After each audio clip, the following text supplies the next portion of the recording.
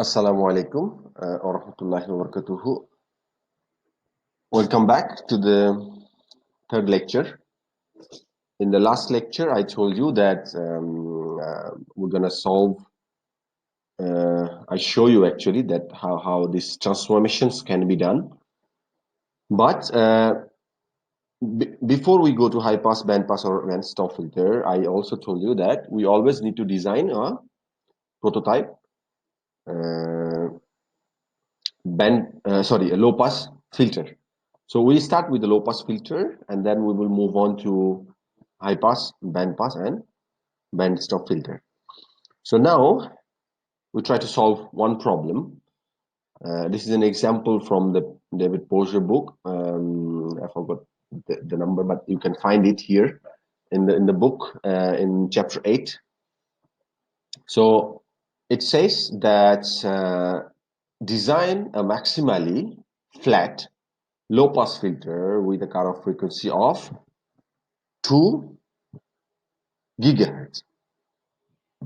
So we know because I already told you that a low pass filter only defined by its cutoff frequency. So we know our cutoff frequency now, 2 gigahertz, no problem. And it says that the impedance of 50 ohm means the characteristic impedance is 50 ohm, means the R naught is 50 ohm, and we consider that RL, the load resistance or impedance, also 50 ohm. And it says, since this is an insertion loss method, it means that at 3 gigahertz, so after the cutoff frequency where we try to reject the band because it's a low pass filter, so below 2 gigahertz we will accept all the frequency, but after 2 gigahertz we will try to reject all the frequencies. So as long as we move forward from 2 gigahertz to the upward higher frequencies, as we reach 3 gigahertz, we should have already 15 dB attenuation loss or insertion loss. Remember one thing I told you, that our cutoff frequency can be defined at, is actually defined at 3 dB. So minus 3 dB. So the insertion loss when is minus 3 dB means insertion loss is 3 dB actually. Sorry to say that. Here at 2 gigahertz we find this is 3 dB. So we move on, and when we travel and find 3 gigahertz, we find an insertion loss of 15 dB. So this information is actually needed to design a maximally flat low pass filter with a insertion loss method. So we extract the specifications first, that the cutoff frequency is 2 gigahertz. Insertion loss is 15 dB at 3 gigahertz. We know it already. Ripple is 0 because it's maximally flat. So at 3 gigahertz, the F is 3 gigahertz because the insertion loss is given at 3 gigahertz. So our F is 3 gigahertz. So W, the omega actually, sorry, is twice pi F, and omega C is equal to twice pi F C. So we have an equation. I will later on tell you what is the benefit of doing this one. So we need to make a quick calculation of omega divided by omega C, which is absolute number. If it's negative, we cannot take negative. We need to be, this have to be always positive. Minus 1. So we get a value of 0.5. Now there is a chart. From that chart, from a graph actually, we need to find out this. With this help of this value, we will find out what is the order of this filter. So it depends on this value. So we put this value F 3 gigahertz here, twice pi 3, twice pi into 3 gigahertz, and twice pi into 2 gigahertz, and find out this is 0.5. So with this 0.5 and at 15 dB insertion loss, from this chart we'll find out the order of our filter. See, these are the order curve. So this is order 1, 2, 3, 4, and it's limit to order 10. So here the attenuation, which is given 15, so we allocate here between 20 and 10 here. So this is 15, so we draw a line here, and then we have 0.5. Since this is the plot, we find out here. So this is the value 0.5. So we have a 0.5 here. So we see here it is a little bit slight than the fourth order. So this order cannot be fractionized, and also if it's a little bit higher than any order, we need to choose the immediate higher order. Let's say this is 4.3, right? But we cannot take 4. We have to take 5. So this is for the maximally flat type of response curve, but this is from figure 8.26, but at 8.27 you will find out 0.5 dB and 3 dB ripple curves. Remember one thing, that maximally flat design, when you're doing maximally flat design, you can use this chart only. For minus 5 dB ripple, you have to go to figure 8.27 for 5 dB and for 3 dB ripples. So if you use the 5 dB ripple approximation here, this is wrong. Since our frequencies, our bandwidth is maximally flat, low pass filter, so this one, the figure have to be maximally flat. The graph have to be from the maximally flat approximations. So again, come back to the solution. So we have 0.5 and we have 15 dB insertion loss. So we find out at 0.5 it's 4 point something. So we already have determined that our filter have a element or the order of 5. So I told you before actually that if there is order 5, means there will be 5 elements.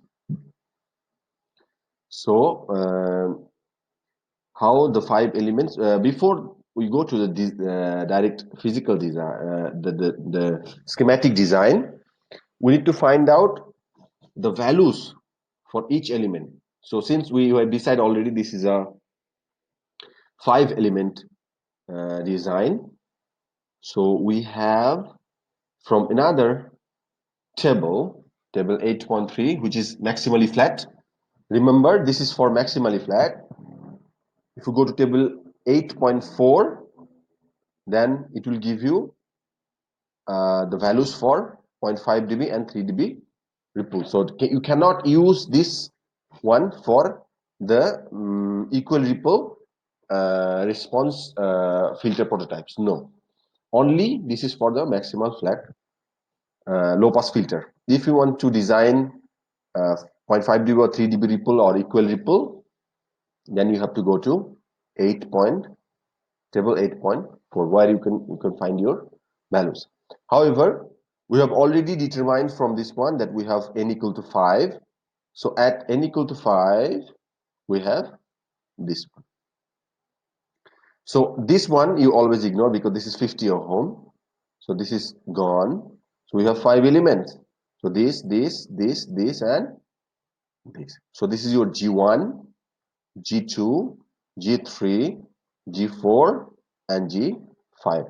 Of course, we will know from these values how to find out our inductance and capacitance values. We move on. So from the previous slide, we already have known that G1, G2, G3, G4, and G5 we already got.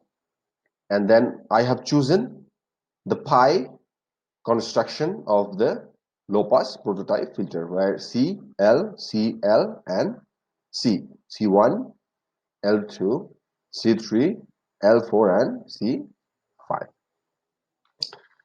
From the book, from the book, the equation 8.67 in the 8th chapter, 8.67a and b actually gives us how to determine the C and the L from the G values.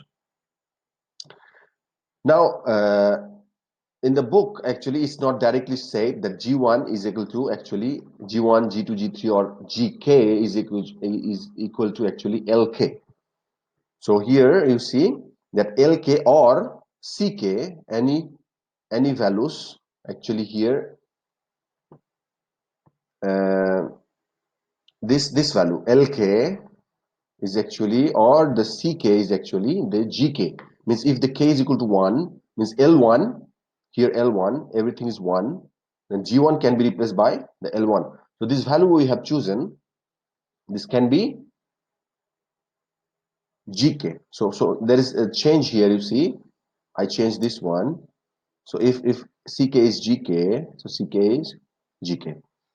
So from here, you follow these two equations will give us the values for the capacitor and inductors. Now for inductors, L1, L2, this is 2, right? So G2 we need to plot. So G2 value will be replaced here. G3 will be, for this one, C3.